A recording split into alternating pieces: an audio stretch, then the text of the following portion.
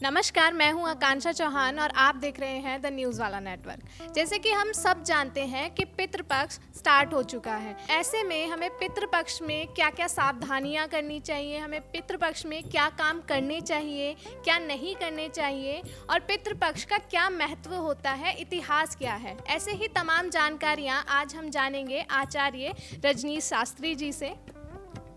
स्वागत है सर आपका। जी, धन्यवाद। तो आप हमें बताइए पंडित जी कि पितृपक्ष का इतिहास क्या है।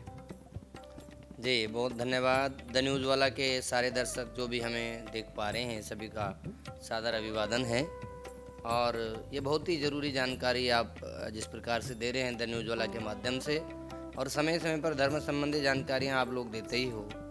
और जैसे कि हमारे जो महर्षि थे, ऋषि मुनि थे, देखिए उन्होंने पूरे वर्ष के अंदर, चाहे वो देवी के दिन हों, चाहे भगवान शिव के दिन हों, भगवान विष्णु को हों, कृष्ण के हों, तो देवताओं के, चाहे वो गुरुओं के प्रति समर्पित हो, तो उसी श्रृंखला में यह जो दिन होते हैं 15 दिन के, यह पितरों को समर्पित है।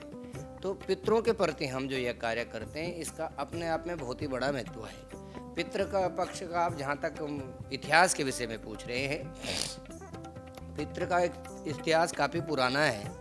इसे लेकर के कई चर्चाएं धर्म शास्त्रों में होती हैं, और सबसे प्रमुख जो चर्चा होती है वो होती है कर्ण को लेकर के। कर्ण के जब जो शरीर जब वो गए स्वर्गलोक में, तो वहाँ जो है उन्हें केवल जो है खाने में केवल सोना आदि दिया गया। तो तब उन्होंने प्रश्न पूछा कि मेरे साथ ऐसा क्यों हो रहा है, खाने के बजाय मुझे केवल सोना चांदी आदि दिया जा रहा है। तो तब उन्हें कहा गया कि आपने धरती पर रह करके कोई भी आपने पितरों के प्रति श्राद्ध आदि नहीं किए, अन्न भोजन का दान नहीं किया है, तो इसलिए आपको ये दिया जा रहा है। फिर उसके बाद कर्ण ने दोबारा पृथ्वी पर आगमन किया, अपने पितरों के प्रति श्राद्ध किया, दान पुण्य किया, तब जा कर के यह कार्य संपन्न हुआ। तो इसके विषय में चर्चा और भी अनेक कथाएँ आती हैं। तो इसलिए जिसका इतिहास अपने आप में बहुत ही पुराना है, बहुत ही महत्व है पितृपक्ष का। देखिए, जब व्यक्ति का जन्म होता है तो 3 ऋण उस पर स्वतः ही चढ़ जाते हैं। पहला ऋण होता है देव ऋण, दूसरा ऋण होता है ऋषि ऋण, तीसरा ऋण होता है पितृ ऋण। तो यानी कि हम उन ऋणों से बंधे हुए हैं। अब वो ऋण कैसे उतरेंगे?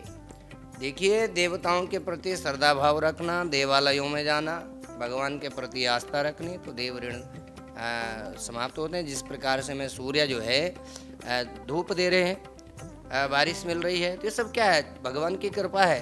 तो उनके प्रति हमारी जो ड्यूटी, हमारी जो जिम्मेदारी बनती है, हमारा जो कर्तव्य बनता है, उनके प्रति आभार प्रकट करने का। तो देव ऋण से मुक्त होते हैं। दूसरा ऋण होता है ऋषि ऋण। ऋषियों ने जो महान परंपराएं हमें दी हैं, उन महान परंपराओं का आदर करना, उन ऋषियों के प्रति उनके जो प्रतिनिधि के रूप में ब्राह्मण समाज है, चाहे संत समाज है, उनके प्रति अपने श्रद्धा आस्था विश्वास रखना, समय अनुसार दान आदि से उन्हें प्रसन्न करना। और तीसरा ऋण होता है पितृ ऋण। पितृ ऋण के प्रति बहुत सारे उदाहरण शास्त्रों में मिलते हैं। लेकिन देखिए, जैसे माता पिता कभी भी नहीं चाहते कि उसके जो बच्चे हैं वो गलत कार्य में इन्वॉल्व हों, तो हमेशा अच्छा कार्य यदि हम करते रहेंगे तो पितृ हमारे प्रसन्न होंगे। उसी क्रम में यह पितृ कर्म भी दिखाया गया है। यह 15 दिन का जो समय है, हमारे लिए आध्यात्मिक चेतना का समय है, बुराइयों से बचने का समय है, ब्रह्मचर्य का पालन करने का समय है। तो हमें कदापि ऐसा कार्य नहीं करना चाहिए, जैसे हमें दाढ़ी नहीं बनानी चाहिए, हमें बहुत नवीन वस्त्र नहीं खरीदने चाहिए या पहनने चाहिए।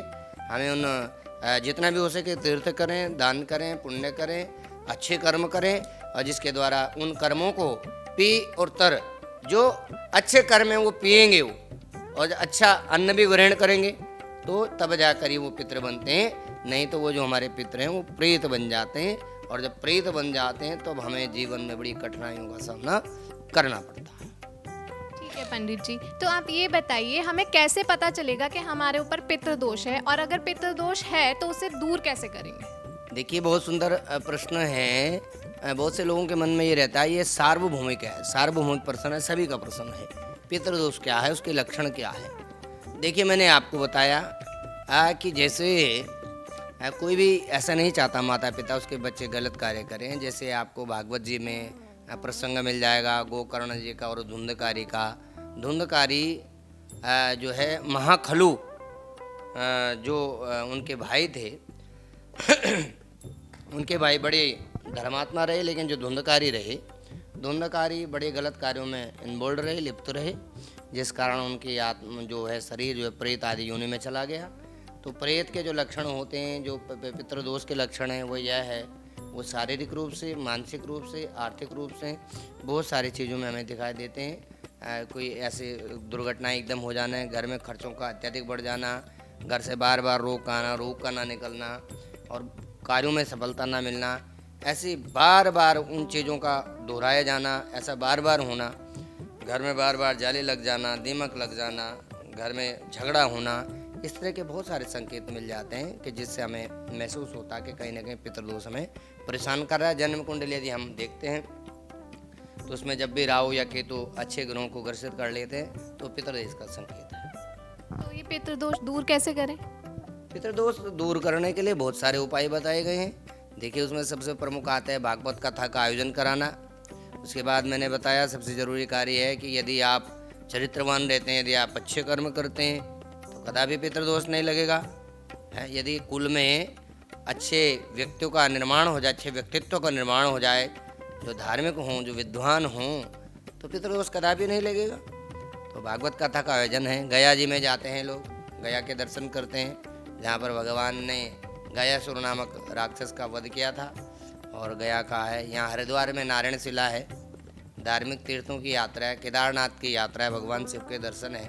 पांडवों ने भी अपने शाप विमोचन हेतु, और जब उन पर ब्रह्म हत्या जैसा दोष लग गया तो वो भी केदारनाथ में गए। तो ऐसे बहुत सारे उपाय हैं जिसके द्वारा पितृदोष शांति होती है। ठीक है। पितृपक्ष में श्राद्ध किए जाते हैं, तो श्राद्ध करने की सही प्रक्रिया क्या है, क्या तरीका है सही? देखिए, अब आप ने पूछा श्राद्ध का सही तरीका क्या है। देखिए, श्राद्ध जो है मत्स्य पुराण में जो श्राद्ध है वो त्रिविध श्राद्ध के बारे में बताया गया। त्रिविध श्राद्ध एक होता है नित्य, एक होता है नैमित्तिक और एक होता है काम्य। त्रिविध श्राद्धों का वर्णन है। और वहीं यम स्मृति में 5 प्रकार के श्राद्धों का वर्णन है। उसमें नित्य, नैमित्तिक, काम्य तो है ही, उसमें वृद्धि और पार्वण नाम का भी श्राद्ध का वर्णन है। ऐसे और धर्म ग्रंथों में जाएंगे तो श्राद्धों के भी अनेक प्रकार बताए गए हैं।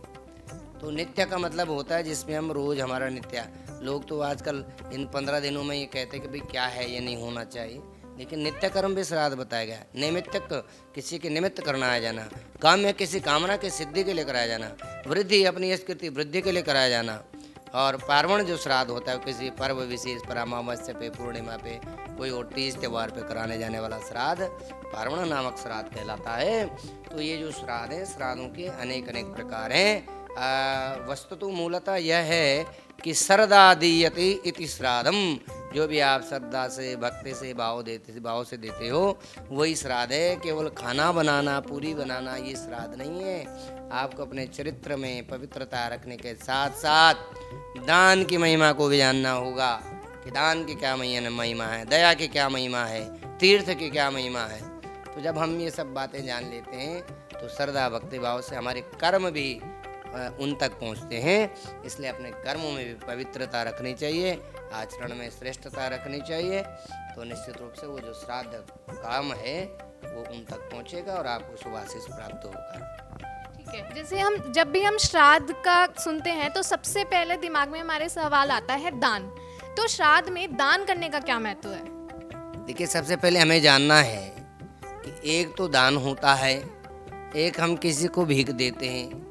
देखिए, दान जो है, जिसे हम दान देते हैं वो दान लेकर हम पर अनुग्रह करते हैं। जो हमसे दान लेते हैं वो हम पर अनुग्रह करते हैं। इसलिए दान हमेशा बड़ी सरलता से और बड़े झुक करके अभिवादन करके देना चाहिए। और वो देना चाहिए श्रेष्ठ आचरण के जो ब्राह्मण हैं उनको देना चाहिए, जो भगवान के भक्ति भाव पूजा पाठ वाले उनको देना चाहिए। और उसमें आपको बहुत ही घमंड से नहीं देना चाहिए, बहुत अभिमान से नहीं देना चाहिए, सरलता से देना चाहिए। और वो जो दान आप दे रहे हैं, तो दान एक तो हम पारितोषिक देते हैं, कोई कार्य हमने कराया ब्राह्मण देव से, वो तो पारितोषिक हो गया। लेकिन दान होता है जिसकी कोई कहीं चर्चा ही ना हो। तो ऐसा जो दान है, दान को यदि विधिवत करेंगे तो निश्चित रूप से वो ब्राह्मण देवता का भी अनुग्रह आशीर्वाद हमें प्राप्त होगा। तो ये श्राद्ध में पिंडदान भी किया जाता है, तो ये पिंडदान क्या होता है और कैसे किया जाता है? यद पिंडे स ब्रह्मांडे, जो इस पिंड में है वही पूरे ब्रह्मांड में है। उस पिंड से हमारा शरीर पोषित हुआ है, पिंडाकारी हम भी थे। तो पिंड की अपनी महिमा है। जब हम पिंड दान करते हैं तो पिंड रूप में हम यहाँ अपने पितरों के निमित्त करते हैं, तो जो भी जिस योनि में उसको भोजन आहार के रूप में प्राप्त होता है, इसलिए पिंड दान कराना भी बहुत ही आवश्यक होता है। चलिए पंडित जी, धन्यवाद आपका, आपने इतना अपना समय हमें दिया है और हमारे दर्शकों को इतनी जानकारी दी है। आगे की जानकारी हम आपसे बाद में जानेंगे। धन्यवाद। देखते रहिए द न्यूज़ वाला नेटवर्क।